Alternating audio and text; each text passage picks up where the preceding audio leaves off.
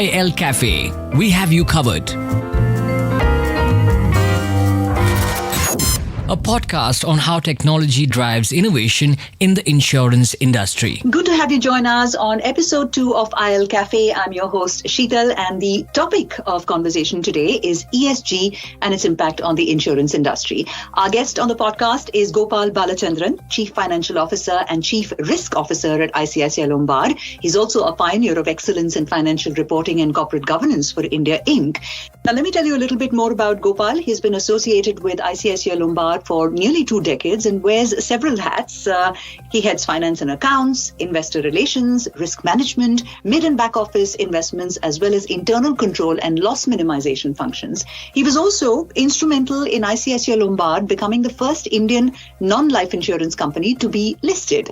And he's received wide acclaim and recognition for his work, including awards like the Financial Express Best CFO of the Year and the CFO 100 Award in different categories like risk management, cost management, and financial reporting. So on this episode of IL Café, gives me great joy to have Gopal tell us about that which is top of mind for insurance organizations across the world today, ESG. Thanks so much, Gopal, for joining us on IL Café. Welcome to the show, and how are you?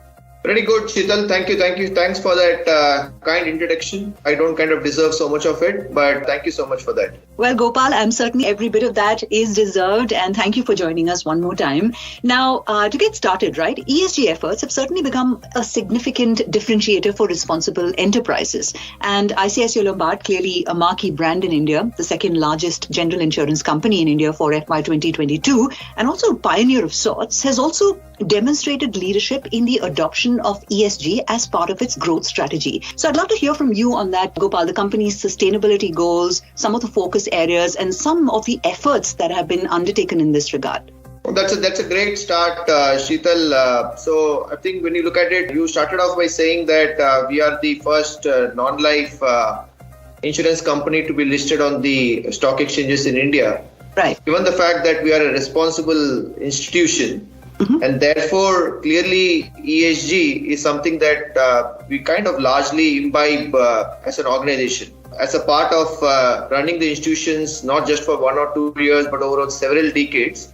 Right. Equally is how we are looking at ESG as a space to kind of embrace as a part of the way we work. To your point on how do we kind of look at the space, I think honestly, I will kind of divide it into a couple of aspects. One is if you look at in terms of what we have been doing as a company, I think we started off disclosures well ahead of mandatory timelines of reporting in this particular space. Just to kind of give an example, the ESG report that we put out publicly on our website, this has been the 3rd year in the running. So that's something that we have been doing on an ongoing basis. Right. As you would recollect, I think there was this new mandate which actually is coming into force from FY 2023. Which is the business responsibility and sustainability reporting requirements for the top 1,000 listed companies. Now, while this is mandatory from FY 23, we thought, given an institution that's largely responsible and sustainable, that's kind of voluntary adopted it from 1 year before. So, but as a part of our FY 2022 annual report, we also had a separate section on the BRSR, as it is kind of largely known as an acronym.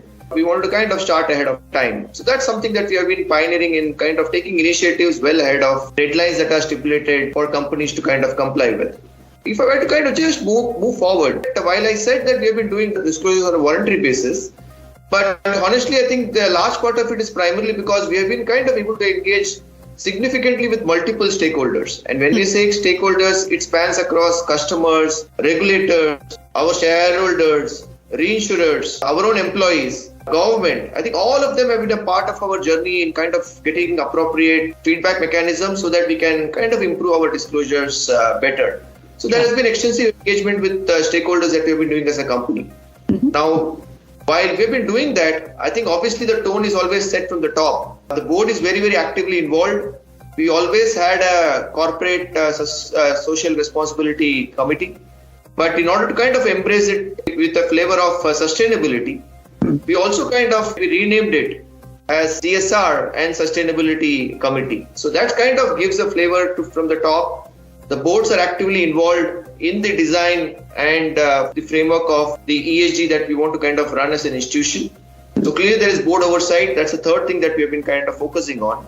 Right. And the fourth piece that I would say is, I think I say again, as a company which is responsible on effective disclosures, as I said, this year, in fact, was the first year where we also started disclosing sustainability disclosures across the various scope 1, 2 and 3 emissions that we do as a company. We kind of again did that sustainability disclosures for the first time as a part of the FY22 report. More importantly, we also were able to get an assurance done by an independent external firm to validate the disclosures that we have put out as a part of the report. So that, in a sense, are those 4 or 5 key pillars in the way we look at ESG as an organization. Important takeaway for all of our listeners, I would imagine, is that having a buy-in from the leadership levels is something that can certainly drive your ESG agenda a lot better. The other thing that comes to mind, Gopal, is that there has been a growing emphasis in the larger financial sphere globally on sustainability. For example, we've seen a lot of talk around sustainability-linked loans and other such, nuanced approaches. Similarly, the insurance industry has pursued sustainability goals in its own way. So what significant or tangible changes do you think we're likely to see in the insurance sector over the next decade or so? Okay, that's a great question because we are looking at maybe the future, right? So I'm sure maybe amongst the audience who is kind of possibly listening to me, a lot of them would have possibly in their minds are already thinking about the next vehicle that he or she is likely to buy should be an electric one. Right. Now, it doesn't matter whether two-wheeler or four-wheeler, but effectively I think there is a clear need for transitioning into move to electric vehicles. But that's a reality. And clearly we know that electric vehicles are relatively far better insofar as promoting the sustainability theme is concerned.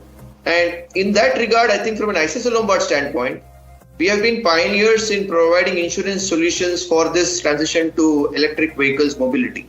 Just to kind of put some data points on the table, on the electric vehicle space, for just the quarter that had kind of gone by, on the private car side, we roughly had a market share of about almost 14%.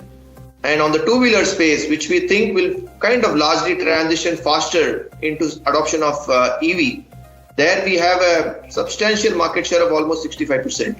The number is quite high at this point of time, but though over a period of time, we believe it could get moderated. So, but that's one area where we want to kind of see ourselves taking the lead in possibly offering insurance solutions on the electric vehicles segment. So that's one. Yeah. The other area, Sheetal, I'm sure all of us will be kind of looking forward to kind of see our entire power consumptions getting moved into solar power or renewable forms of energy consumptions.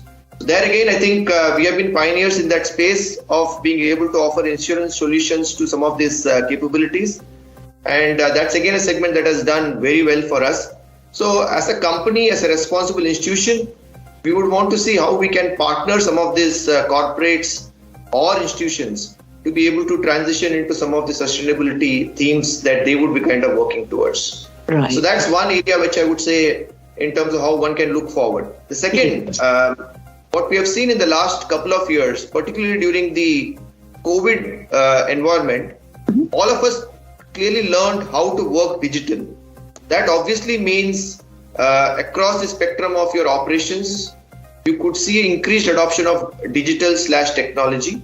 And that by itself is going to kind of lend a significant amount insofar as promoting sustainability is concerned, because we are all going to see maybe reduced consumption of maybe paper, travel, reduction of footprint, and so on and so forth. So clearly that's going to be an area which we are like to see for the future. And the third area, again, I would say from an insurance company standpoint, an area which we will be significantly focusing on is responsible investments. There again, today from an ICICI Lombard standpoint, we already have a responsible investing framework, which is largely based on the principles of UN principles of responsible investing, where we look at maybe getting insights from investee companies in the way how they are promoting sustainability. We do have an exclusion list in terms of assets where we want to kind of make our investments in. So clearly, I think both on offering insurance solutions, which kind of takes care of responsible underwriting, And at the same time, responsible investments is equally a theme that we are working on. Now, you spoke of technology, but it would be remiss of me to not dwell a little bit more, Gopal, because we know that technology, what can we do without it now, right? But I'm quite certain that ICICI Lombard has taken it to another level from the point of view how you've leveraged these innovations and also digitalization. What have you done in the organization? So from our standpoint, I think that when we talk of digital, it kind of cuts across the entire spectrum of the way we source policies, the way we service our claim proposition, and more importantly, the way we kind of digitize our internal processes. That's the way we look at digital / use of technology innovation across the various areas that we operate on. Right. Last couple of years, we had seen tough times on COVID environment, but over the last so many years of our operations, I think we have been a firm believer in technology. Right. Let me give you examples of how we are leveraging technology in the way we operate. So let me take a relatively simpler one, motor insurance. Mm-hmm. Now, all of us know as and when a claim happens, we are all in a hurry to get our claim serviced. That's what we want. We want our vehicles back at the shortest possible time. Now, there again, we take a lot of initiatives in making sure that we can speed up the process of survey of the vehicle. And in the process, the customer is able to possibly get the vehicle back on time. Over the last 7 years, I would say that we developed an app, InstaSpect app. Now, what this app essentially does is when a vehicle goes for survey at a garage, the garage is able to use the app, and through a live video streaming process, our experienced claim service managers who is sitting at a remote location is able to look at the video which is streaming live, and there is a voiceover that is happening between the claim service manager and the garage person. Mm-hmm. And in the process, you are able to significantly kind of be more efficient in the entire survey process. Mm-hmm. This has been a great enabler for us in processing the claims much faster. Right. And today, more than 85% of our claims that we settle on the motor own damage side uses this InstaSpect app. And in the process, we have been able to create customer delight in the way we settle claims on motor insurance. So that's one example of motor. Even on the policy buying process, many a times customers may tend to possibly miss the renewal date. So in the process, effectively, you may be without an insurance at the point of expiry of your last policy. But given the fact that you want to have a continuing insurance cover, there is a process which is called as break-in inspection, because you would want to see whether the vehicle was already having a damage at the time of the renewal process in case if you have missed the renewal date. There again, I think through the help of technology, we created an app by which the entire break-in process is quite seamless. The customer can actually undertake a self-inspection of the break-in process. And in the process, if everything is clean, it's a kind of a green channel for the renewal process to happen. So there again, I think a very large proportion of our break-in process is significantly done through use of digital / technology. And in the process, getting customer experience, which is positive. We move to health quickly. If you look at health, I think one of the things, again, we have been a firm believer of using technology in the health insurance space as well. The IL Take Care app, which is again something that we created to largely advocate the health insurance proposition, though increasingly we are expanding the products that we can offer through the app. But that's again a capability which significantly helps in the health insurance segment.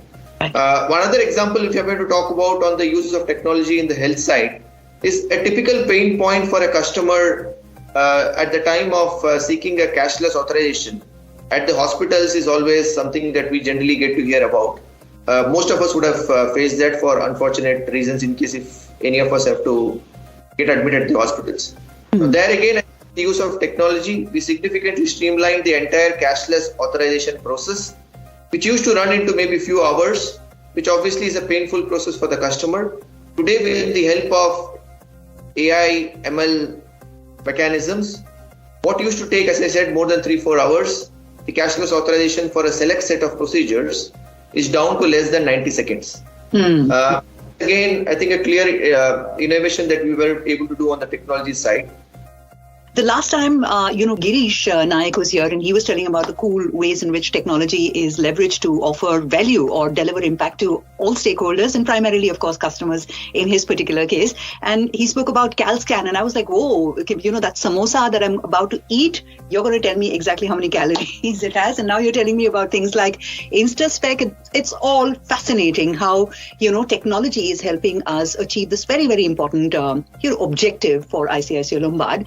But a lot of our listeners, I'm quite certain you too, Gopal, must have been wondering, why is Sheetal asking me so much about technology and where is the connection to ESG? So I'm coming to that now, Gopal.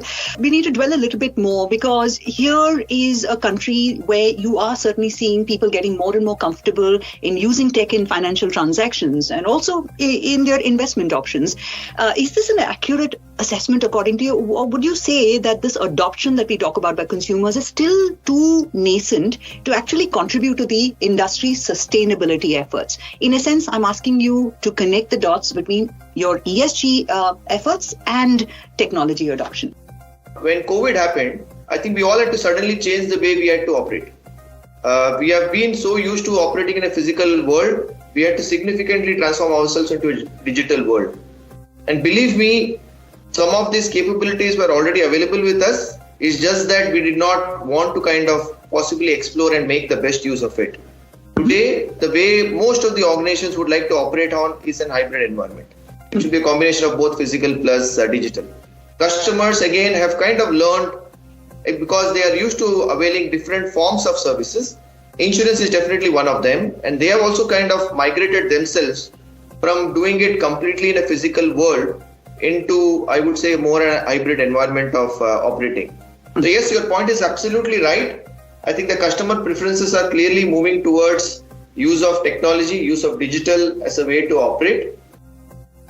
In our process of sustainability, where we are saying a large part of our offering will be made available through the digital means, we see a significant positive adoption from a customer standpoint as well.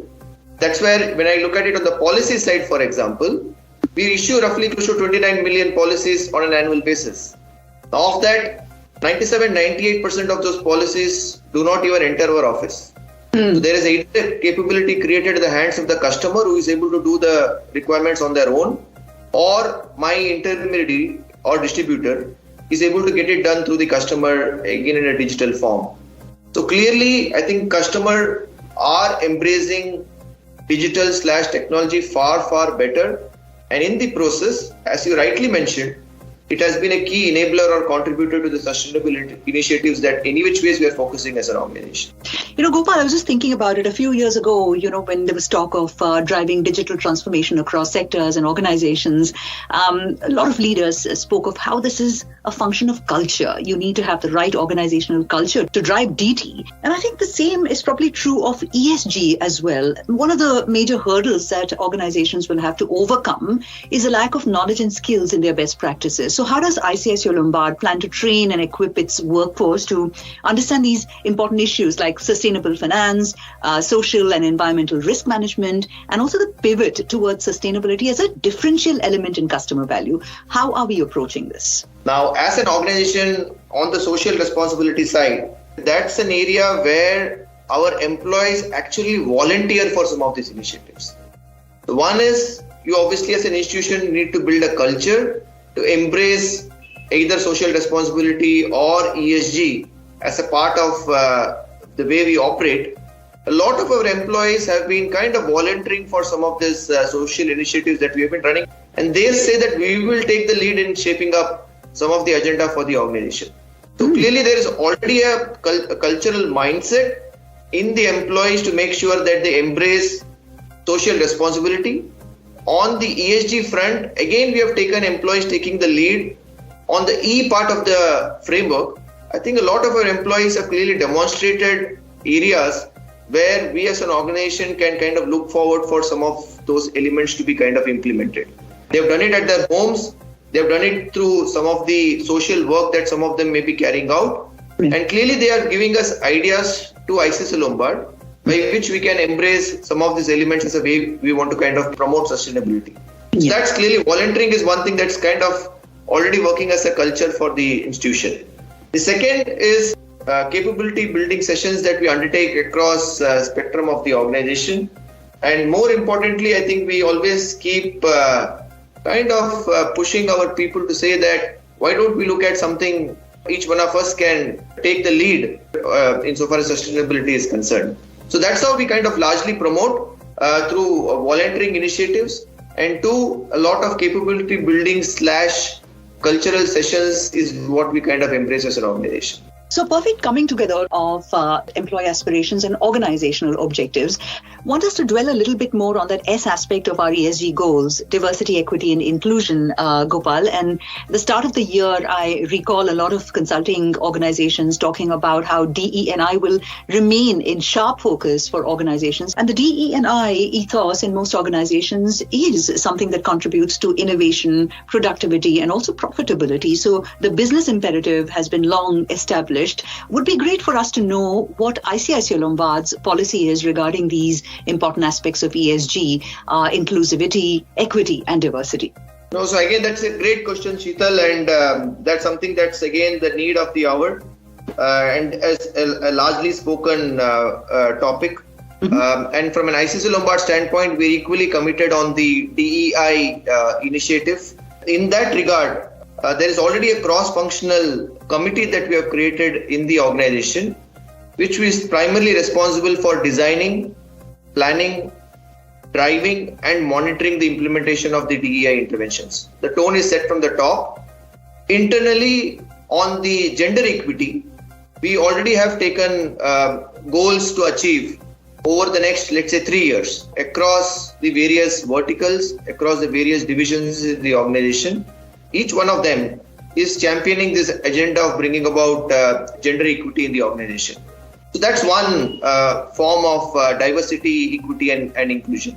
Mm-hmm. The second element is to also make sure that today when you look at the entire working environment, we need to embrace people of different work streams or people who have got different requirements to be able to contribute to the organizational sustainability initiatives. You need to create more a flexible way of operating for people so that you get people from different requirements a part of the organizational initiatives. And there again, I think from an ICICI Lombard standpoint, we launched flexi working, part-time working, which are all great enablers for us to be able to get the right set of talent who can contribute, as I said, insofar as the organizational growth is concerned.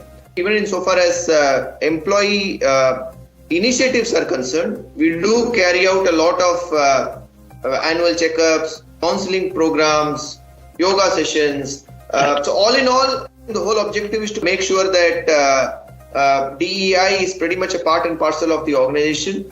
Right. I'm glad you also touched upon employee well-being as an important, pillar of all that you are building for the ESG strategy at ICICI Lombard, Gopal. Now, I want to go back to something that you had mentioned. Sometimes this idea just like chumkos in my head and then I have to ask. This has got to do with the, volunteer work and CSR that you spoke of. Would be wonderful for our listeners to get a sense of some of these flagship programs that you might have done, which made a big difference in several locations and communities. Tell us a little bit about the ICICI Lombard's sustainability agenda and CSR activities and how those two come together. I think for ICICI Lombard, social responsibility is something that we are quite cognizant of. And some of our initiatives in this space dates back almost close to 10 years. Right. And the reason why I'm saying this is we embrace social responsibility not just to meet the minimum regulatory stipulations that came in some time back, but for us, social responsibility is a way of operating.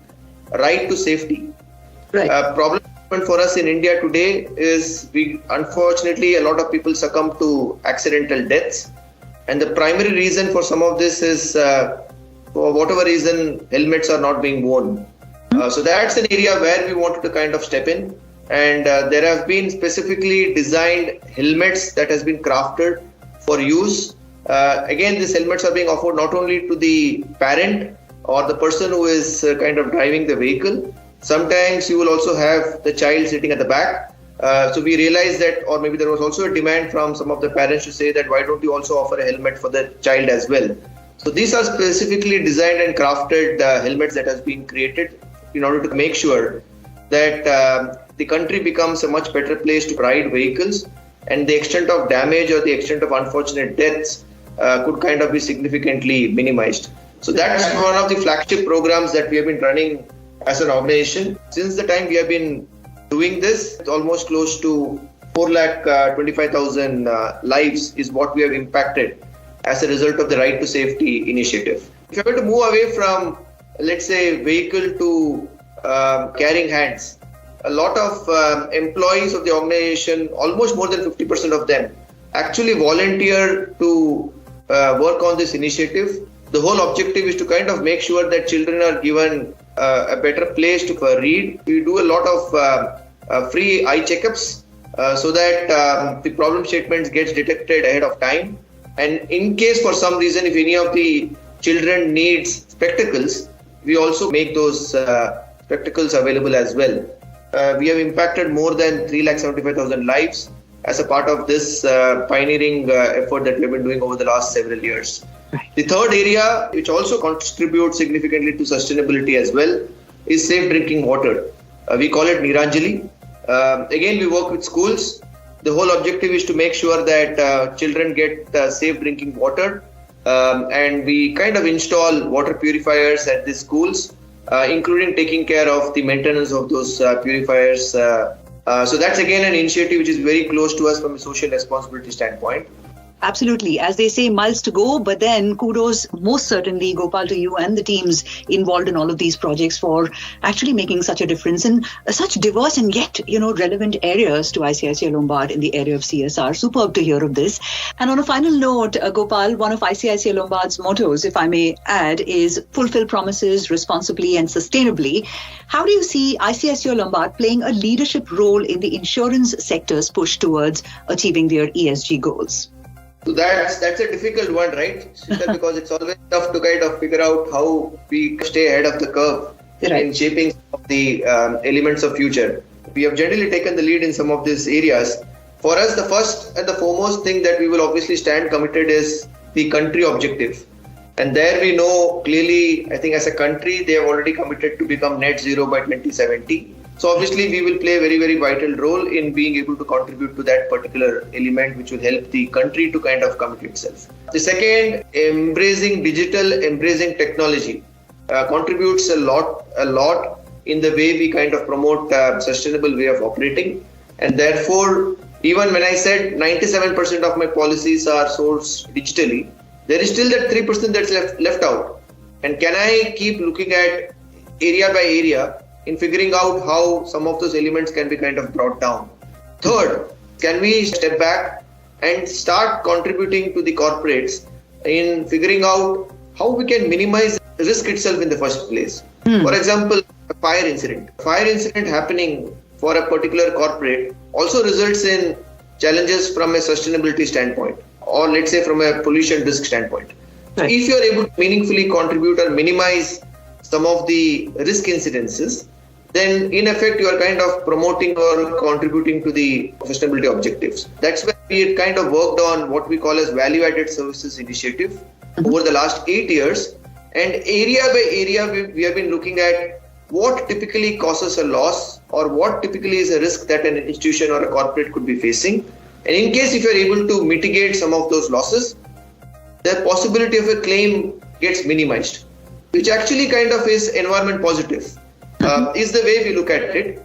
So VAS will definitely be an area that we will focus on, and we will continue to look at how we can be, even in our management of funds, be more responsible in the various investment decisions that we take. So that's one other area that we will be kind of committing towards. End of the day, employees or people are our asset, and therefore creating a flexible, a friendly workspace and focusing on employee well-being will definitely be a very, very important agenda in our sustainability initiatives. Superb. And when I started out this conversation, Gopal, I realized that we are going to get some best practices, but I didn't realize that this is going to be a comprehensive look or insight into how ESG is being realized in a marquee brand like ICICI Lombard. And for that, we must thank you. Thank you so much for walking us through all of these various aspects of ESG, breaking them down into actions and behaviors, not just at the level of individuals, also teams and the organization, and helping us connect those dots. Brilliant chatting with you, and hope to catch up with you again on IL Café. Thank you for being here. Thanks, Shidal. Thank you so much. Thanks, everyone. You were listening to IL Café. We have you covered.